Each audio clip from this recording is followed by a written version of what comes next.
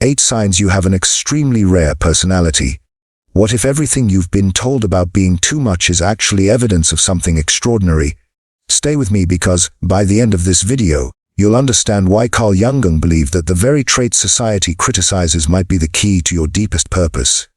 Carl Jung once said, "The privilege of a lifetime is to become who you truly are." But what if who you truly are doesn't fit the mold?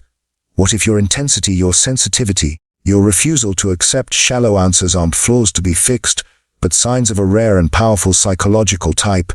If you've ever felt like an outsider in your own life, if people have called you too deep or too complicated, this isn't coincidence. According to Carl Jung's groundbreaking research into personality types, some individuals possess what he called differentiated consciousness, a way of experiencing reality that most people never develop.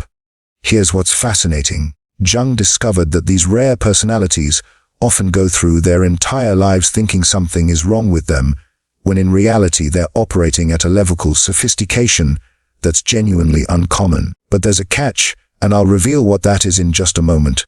Today we're exploring 8 unmistakable signs that you possess this rare personality type. If you recognize yourself in these patterns, it won't just change how you see your past, it might revolutionize your entire future.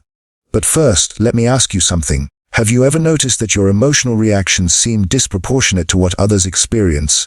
There's a psychological reason for this that Jung uncovered, and it's not what you think. Sign 1. You experience emotional depth that others can't comprehend. Carl Jung discovered something remarkable about emotional intensity.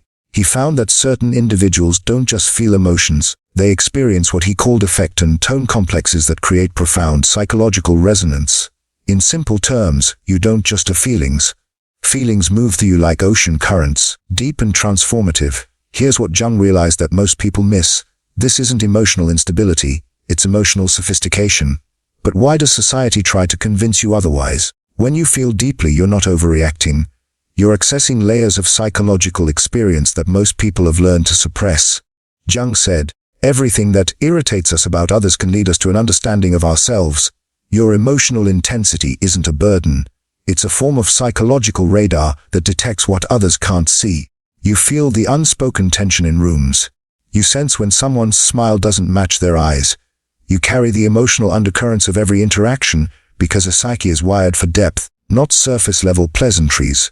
But here's where it gets interesting, and where most people with this trait make a critical mistake that keeps them stuck. Jung identified a specific pattern in how emotionally deep people sabotage their own gift.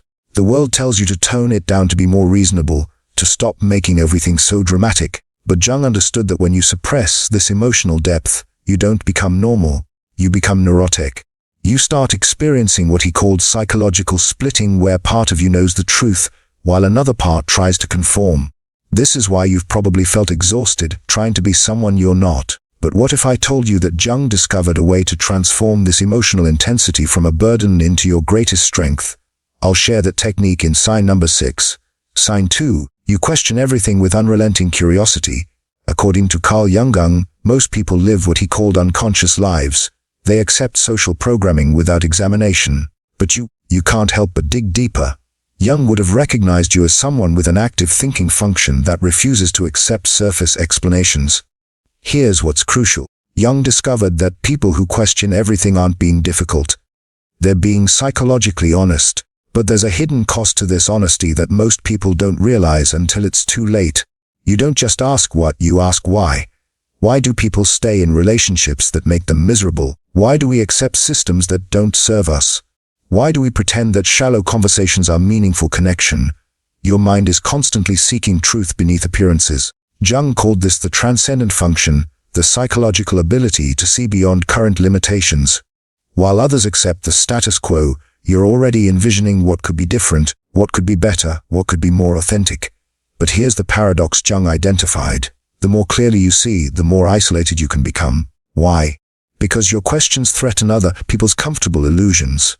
When you ask deep questions, you're not just seeking answers. You're challenging the psychological defenses that keep people feeling safe in their limitations. This is why you've probably been called cynical or negative when you're actually being courageously honest. Jung discovered something fascinating about people like you. You have what he called prophetic consciousness. You see where things are heading before others do. This gift comes with the responsibility I'll reveal in the final sign, and it might surprise you. Sign 3. You've developed fierce independence as psychological survival. Carl Jung said, "The most terrifying thing is to accept oneself completely." You've learned to do exactly this not by choice, but by necessity.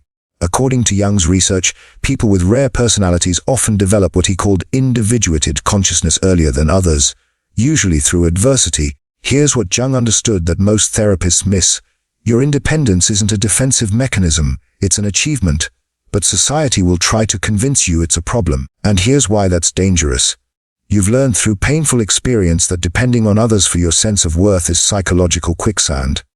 So you built yourself. You stood up often alone and created an identity that couldn't be taken away by someone else's opinion or absence. Jung called this process individuation, the psychological journey toward becoming whole. Most people never complete this journey because it requires facing what Jung termed the shadow. All the parts of yourself you've been taught to reject. But here's where it gets complex. Your independence attracts people who want to possess it and repels people who feel threatened by it. Jung identified a specific pattern in how independent personalities navigate relationships. And understanding this pattern changes everything. You don't need someone to complete you because you've done the psychological work of becoming complete. This means you don't seek relationships from desperation. You seek them from choice. You don't want someone to save you. You want someone to stand beside you as you both continue growing. Jung discovered something profound about people who achieve true independence. They become magnets for both authentic love and manipulative control. The key is knowing the difference. And I'll show you Jung's method for identifying this in sign number 7. Your solitude isn't loneliness, it's sanctuary.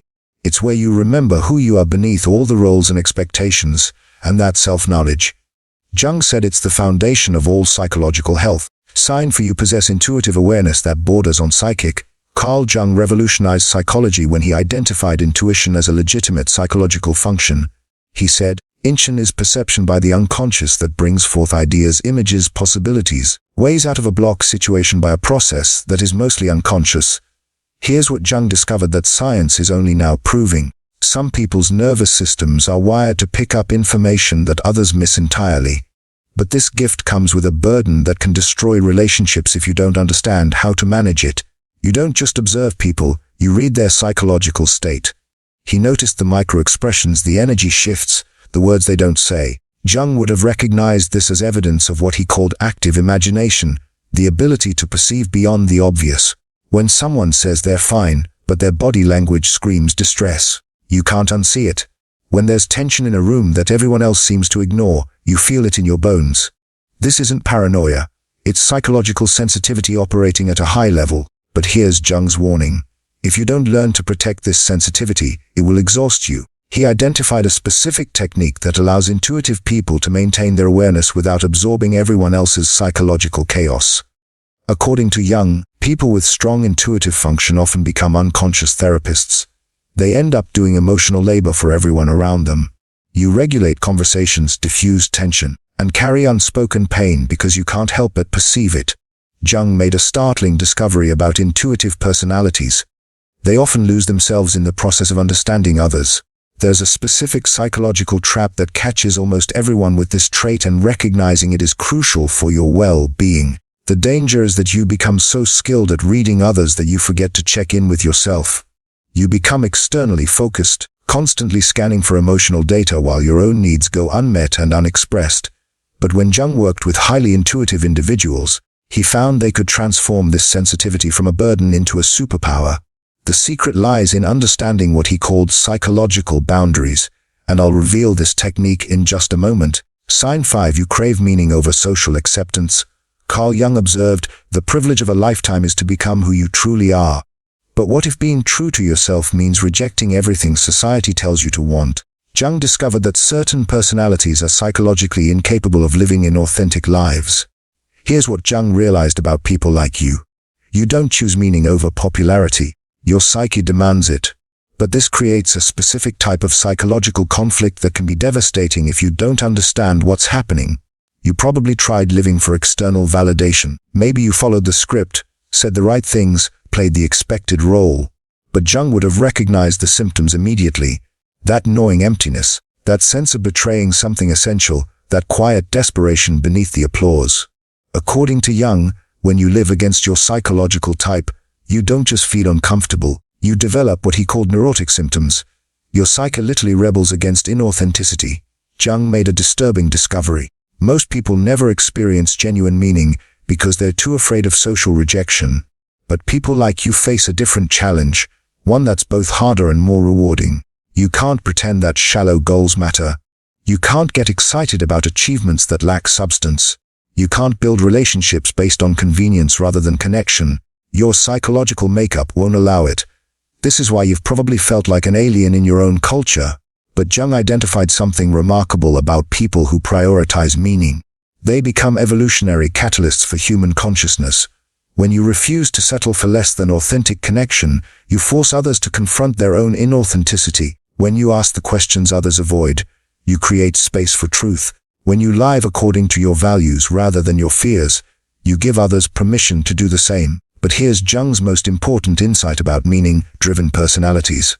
You have a psychological responsibility that goes beyond personal fulfillment. I'll reveal what that responsibility is in the final sign, and it might change how you see your entire life purpose.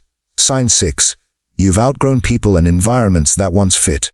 Carl Jung said the greatest tragedy of the family is the unlived lives of the parents. But what happens when you refuse to live an unlived life? What happens when you grow beyond the psychological limitations of your environment? Jung discovered something profound about psychological growth. It's often a solitary journey, but there's a specific type of grief that comes with evolution. And understanding this grief is crucial for your continued development. You've likely experienced a painful realization that people who once knew you don't anymore, not because you become difficult or superior, but because you've shed layers of conditioning that no longer serve you. Jung called this process psychological death and rebirth. Here's what most people don't understand about outgrowing relationships. It's not a choice you make. It's a consequence of becoming authentic. But Jung identified a way to navigate this transition that honors both your growth and your past connections. The friends who knew you when you were shrinking, when you were people-pleasing, when you were suppressing your truth, they remember that version of you. And sometimes they want that version back because it felt safer, more predictable, easier to understand. But you can't go back. Jung understood that psychological evolution is irreversible. Once you've seen behind the curtain of social conditioning, once you've tasted authentic living, you can't return to unconscious conformity. Jung made a startling observation about people who outgrow their environments. They often experience what he called the dark night of the soul, a period of profound loneliness that tests their commitment to authenticity. This isn't ordinary loneliness, it's existential isolation, the recognition that your path is unique, that your perspective is rare, that your growth might mean leaving behind everything familiar. But Jung discovered something beautiful about people who successfully navigate this transition. They attract relationships of extraordinary depth and authenticity. The key is understanding his concept of psychological resonance, how authentic people find each other. When you stop performing and start being, when you stop shrinking and start expanding, when you stop apologizing for your depth and start owning it, something shifts in your entire relational field. Sign 7. You offer profound presence in a distracted world. According to Carl Jung, the meeting of two personalities is like the contact of two chemical substances. If there is any reaction, both are transformed. But what if you're the type of person who creates transformation simply by showing up authentically? Jung identified a rare quality that some people possess, the ability to create what he called psychological holding space. If you have this gift, you already know how much it costs you, but you might not realize how rare and valuable it truly is. When someone speaks to you, they feel seen in a way that's uncommon. You don't just listen to their words, you perceive their underlying emotional state. You don't offer quick fixes. You offer deep witnessing. You don't rush to judgment. You create space for truth to emerge. Jung understood that this level of presence is actually a form of psychological healing. In your company, people remember what it feels like to be human, complex, contradictory, worthy of understanding. But here's Jung's crucial insight. People with this gift often exhaust themselves by giving it too freely. He identified specific psychological boundaries that allow empathetic people to maintain their depth without depleting themselves. You've probably found yourself in the role of unofficial therapist, emotional anchor, or safe harbor for others. While this makes you invaluable, it can also make you invisible. You become so skilled at holding space for others that you forget to ask for space to be held yourself. Jung discovered something important about highly empathetic personalities. They often develop what he called helper syndrome, a pattern of unconscious self-sacrifice that ultimately serves no one. The work isn't to stop caring or to close your heart. The work is to learn discernment, to understand who deserves access to your emotional presence and who has earned the right to reciprocate. When Jung worked with people who possessed natural therapeutic presence, he found they needed to learn a specific skill that transformed their relationships entirely. I'll share this skill in the final sign because it's the key to maintaining your gifts without losing yourself. Sign 8. You sense a larger purpose that you can't define. Carl Jung said, "Your vision becomes clear when you look into your heart. Who looks outside dreams. Who looks inside awakens."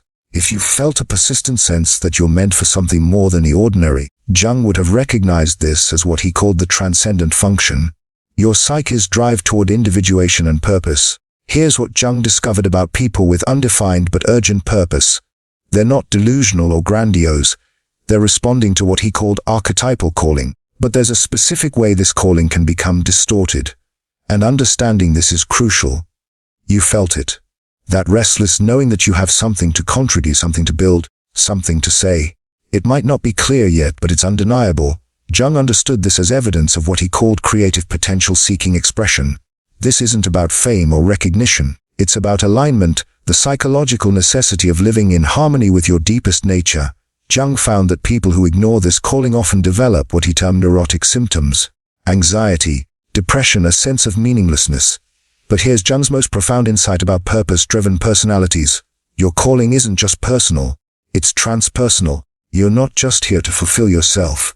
You're here to serve the evolution of consciousness itself. Jung believed that individuals with rare personalities serve as bridges between the unconscious and conscious realms of human experience. Through your depth, your questions, your refusal to accept shallow answers, you help humanity grow. This is why you can't settle for ordinary. This is why surface-level connections feel empty.